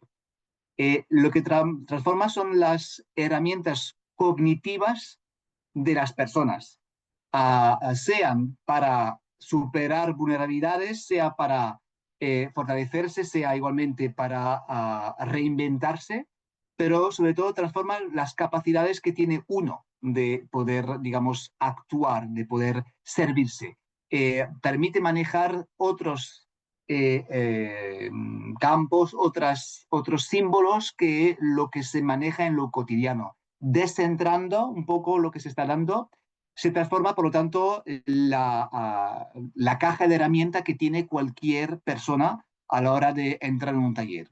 Sea cada uno, yo creo, con sus herramientas dañadas o no dañadas, por restaurar o sin restaurar, con su propuesta. Pero se va dando más herramientas, más estrategias a la hora, por lo tanto, de empoderarse. Yo creo que es esto lo que se transforma. En cualquier taller, Transmigrar o fuera de Transmigrar. Y después se puede activar una temática en particular, se puede activar un tema, pero yo recuerdo que en muchos talleres Transmigrar que yo pude vivenciar, digamos, directamente, no solo se hablaba de inmigración, no solo se hablaba de la temática de dominación de género, no solo se hablaba de la temática de la cuestión de, digamos, reconocimiento social. También se hablaba de la voluntad un poco de tener otras formas de poder enfrentarse al mundo. De ahí que a mí la palabra resiliencia, que es una palabra muy, digamos, también trillada, no es nada nuevo lo que voy a decir, me parece interesante porque permite reforzar esta resiliencia dándole otras herramientas a cada persona a la hora de transformarse. La transformación es más bien de las competencias que digamos, elementos temáticos. Se van transformando las competencias, se van, digamos, creciendo esas competencias que tiene cada uno. Igualmente lo que pasa en un dispositivo pedagógico, lo que hacemos con los estudiantes, tú lo sabes como profesor, es desarrollar, que ellos desarrollen competencias, sobre todo. Yo creo que es esto lo que se transforma en un taller de arte y que estas competencias sean artísticas y que manejen, por lo tanto, esta tríada de conceptos que ponía al mismo nivel Cornago, que era memoria, estética e imaginación. Los tres se van transformando a su vez y van generando nuevas rutas para poder enfrentarse al futuro y, sobre todo, confrontarse a la realidad, que es lo que se pretende con los talleres, sean cual sea. Yo creo que va más allá. Después es respuesta a rajatabla, contestando así. Quizás habría más por pensar, por supuesto, pero yo creo que vamos hacia la transformación, las competencias de la gente en ser capaz de ser más fuerte, más resiliente y crear nuevas rutas para poder, digamos, aceptar y dialogar, sobre todo, con la realidad que impera. Sí, muy interesante. Me pregunto yo, ¿son solo transformaciones? Porque lo que nos estás comentando es muy concreto, pero ¿son solo transformaciones personales, subjetivas, o hay también transformaciones intersubjetivas? A ver, yo, en mi caso, cuando yo hablo de transformaciones, siempre yo hablo de subjetivo, siempre lo subjetivo integra lo intersubjetivo. O sea que la idea de que solo somos lo que nosotros presentamos y nuestras circunstancias, para mí ya queda superado. Somos lo que también estamos, lo que podemos ser en interacción con los demás. Por lo tanto, la idea de una performatividad y una construcción en cada segundo del ser en su interacción, para mí es la base. Por lo tanto, hay un concepto que se utiliza en pedagogía, en una, digamos, ideología de pedagogía que se llama la autosocioconstrucción del saber. A mí me gusta mucho, porque eso se aplica en pedagogía, pero se aplica igualmente, yo creo, en el arte. Lo que hacemos es que nos vamos construyendo nosotros mismos a través de la interacción con los demás. Por lo tanto, las competencias se van adquiriendo, perdón, a través de este diálogo incesante de yo conmigo mismo y con mis alter egos, que son las personas que me permiten tener otra visibilidad, otra visión del mundo, otra igualmente perspectiva sobre lo que está en juego. Por lo tanto, nos vamos nutriendo. Y esta idea de autosocioconstrucción del saber, que es una teoría vinculada otra vez, lo repito, a la pedagogía, yo creo que aquí también funciona, porque estamos en la autosocioconstrucción del arte en el sentido de una fuente de saber diferente al saber, digamos, clásico. Sí, que sería el espacio de taller, ¿no? Sí, El espacio de taller es eso lo que genera, ¿no? sí, Algo que totalmente. va más allá de lo individual y que gracias a esas interacciones se da un proceso de crecimiento mutuo. Por eso este nido es un nido muy interesante, el que creamos con los talleres Transmigrarts, ¿no? Porque es un nido donde todos somos polluelos en esta incertidumbre que tú planteabas, en esta duda inicial y que no sabemos muy bien cuál es el resultado, pero que lo construimos conjuntamente. Sí, es el nido y es a la vez algo que se permite expandirse, replicarse, la idea igualmente de... Lo interesante yo creo y aquí hay un trabajo por hacer que dentro de la investigación no sé si podemos hacer, pero yo creo que es necesario. Sería interesante analizar igualmente qué pasa después. Tú lo comentabas, el antes y el durante y el después de un taller. ¿Qué pasa después? O sea, que tenemos que poder hacer, digamos, encuestas, entrevistas con las personas al cabo de 6 meses, un año, 2 años, no solo de los participantes, sino en el caso de una socialización de los asistentes. ¿Cómo se les cambió? A mí hay una obra que me fascina, una obra cinematográfica que se llama, una obra, creo que es argentina o uruguaya, ahora tengo una duda, creo que es argentina, que se llama El Público.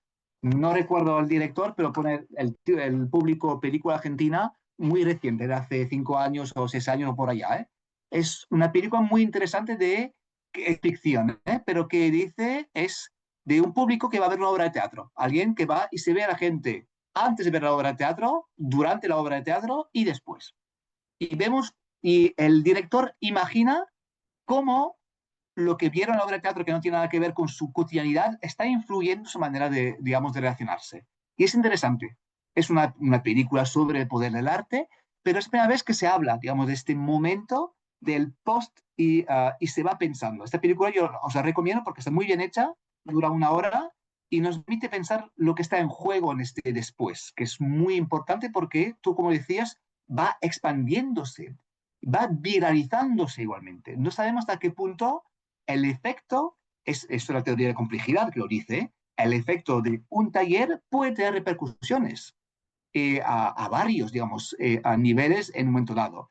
Y esto es muy importante porque tiene que ver con la idea de que el nido es un espacio protector de aprendizaje para el futuro e igualmente es un espacio que permite igualmente estar a la vista de todos. O sea que es importante decir que un nido está a la vista de todo el mundo y permite finalmente hacer que los demás puedan, por lo tanto, también aprender de lo visto, aprender de lo que está en juego allá y también replicar en su sentido. Porque la idea de replicabilidad, se ha hablado bastante de replicabilidad del taller de arte social, de hecho Ana Milena de la UDA lo tiene teorizado en un artículo en el libro, pero igualmente se tendría que hablar igualmente de esta replicabilidad de los talleres. Yo estoy seguro que los talleres que hemos dado nosotros, en el caso de Transmigrar, se van replicando a su manera. Estoy seguro de que la gente que vamos formando con esos talleres, pues cada persona lo va replicando a su manera y le va dando otra forma y esto va a tener un efecto exponencial de la forma del taller. De ahí que el hecho mismo de compartir los patrones, digamos, los guiones, los talleres, está pensado para que la gente se los apropie. Pero esta idea mucho de apropiación por los demás es muy, digamos, la idea es, hablando, digamos, políticamente, es una idea es el anarquismo. Eso es la base, partiendo de la base y después yendo hacia lo más popular, pero el anarquismo a nivel teórico, o sea que no hablo de elementos militares o políticos que se pueden ver. Es más bien hablar de esta idea de, desde la base, la horizontalidad. Y esto es lo que yo creo que es la parte interesante también en Transmigrar, de ver esta horizontalidad, cómo se va, digamos, trabajándose y se va extendiéndose. Muchas gracias, Fabrice. Hay una pregunta de Beatriz. ¿Le podemos abrir el micrófono y la cámara? Beatriz, me gustaría que le hicieras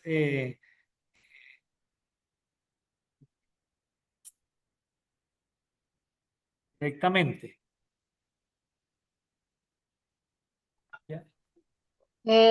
Sí, muy buenos días para el expositor y para ti, profe. Y muy interesante, sí, es lo que hemos venido conversando con las otras compañeras que han estado de expositoras. Y es que, bueno, la pregunta que yo hago y que me quedó latente de la semana pasada es si se puede restaurar o reparar la memoria eh, o, o si, cómo sería si se puede reparar. Me gustó también mucho todo lo que estás hablando sobre el antídoto, sobre el miedo, porque básicamente, pues las personas que participamos sobre los talleres, especialmente con Transmigrar, es lo que se trabaja, el miedo y cómo resolverlo, cómo vivirlo cotidianamente y además porque somos parte de una comunidad que también acompañamos de una o de otra forma. Y lo otro también es el lenguaje. Nosotras, las de piel adentro, las que somos, que estamos ahí, a diferencia de Selmi, que es la psicóloga y la directora, en general nosotros somos personas del común y como dice Teregallo, muy, muy popular, muy ordinarias. Entonces, el lenguaje incorporativo de hablar de palabras y de frases que solamente lo utilizan las personas talleristas y artistas, me parece muy importante también si se podría profundizar un poco sobre eso que estabas exponiendo, como esas preguntitas. Muchas gracias y estoy atenta. Muchas gracias, Beatriz, por tus preguntas que abren nuevos campos que son muy interesantes.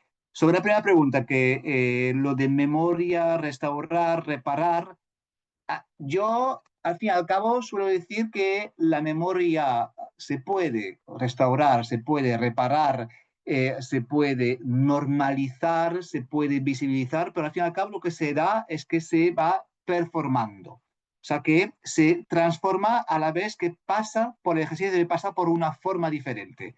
La memoria hay que pensar que es algo de una reconstrucción permanente del pasado, la memoria. O sea que no es un acto performativo de por sí la memoria. No es un acto, digamos, vinculado a un pasado, como decía en un momento Agustín, idealizado, o un pasado, digamos, fijado para siempre. Es algo que siempre se va reconstruyendo. Lo que es interesante es, por lo tanto, la idea de reconstrucción a través de la performance de esta memoria. Reconstruyéndola ¿para qué? Para el presente. Porque la memoria sirve ¿para qué? Para el presente. Nunca sirve para el pasado ya está.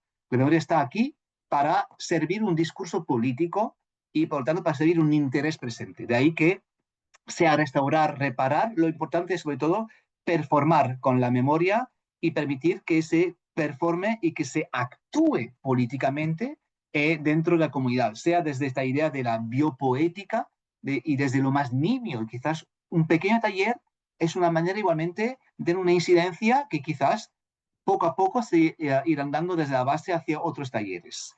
Sobre lo del antídoto, a mí es un concepto que utilizaba y que utiliza José Antonio Sánchez, me parece muy interesante.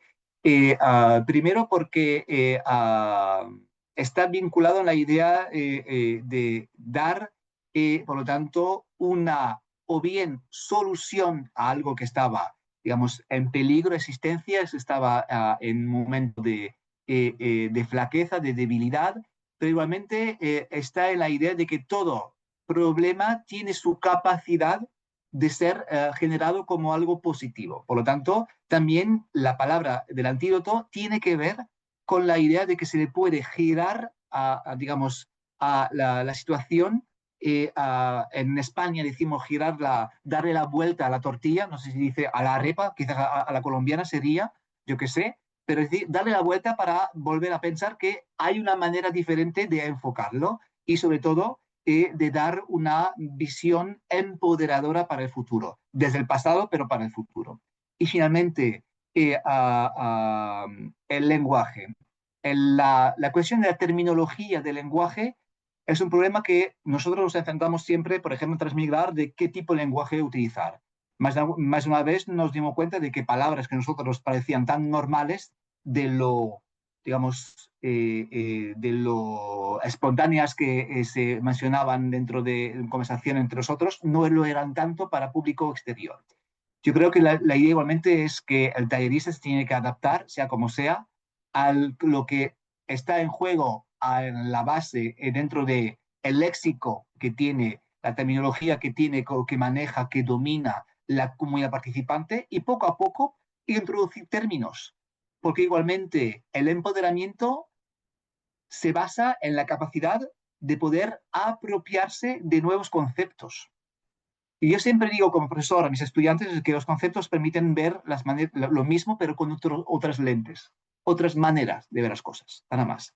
Os da una palabra que permite reducir una frase larga en algo concreto. Y por lo tanto os da mayor fuerza porque os permite ir avanzando en la progresión, digamos, de cómo uno maneja, digamos, su propia transformación. De ahí yo creo que hay que adaptarse a lo que es la realidad, al principio de la comunidad, y después, en función, ir añadiendo palabras, conceptos que permiten igualmente hacer que cada persona se empodere con este léxico nuevo que permite igualmente darle otra visibilidad y mayor legitimidad institucional y también individual al propio participante, porque ahora está rico de esas palabras, que no conocía antes igualmente. Espero haber contestado a sus preguntas.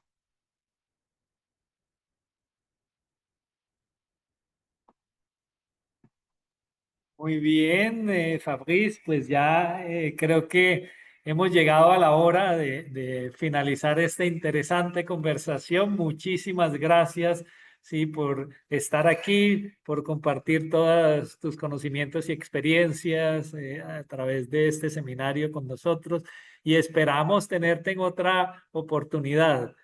quién sabe. Quiero contarles a todos quienes están conectados y quienes están en la sala que la próxima sesión del seminario será a las 3 de la tarde, hora de Europa, 9 de la mañana, hora de Colombia. O sea, vamos a comenzar una hora más tarde. Entonces, vamos a hablar sobre la revista Transmigrar. Vamos a hacer una mesa redonda en donde vamos bueno, a conversar sobre esta maravilla que también se ha creado, porque es una gran herramienta, no solamente de transmisión de conocimiento, sino de producción de nuevas ideas y de difusión de todo lo que se ha creado dentro del proyecto. Entonces, invitados la próxima semana, 9 de la mañana, hora de Colombia, 3 de la tarde, hora de Francia, de España y de Dinamarca. Y Fabriz, hasta pronto. Esperamos verte pronto también aquí en Colombia. Hasta prontito. Muchas gracias por todo, Agustín. Muchas gracias. Mil gracias.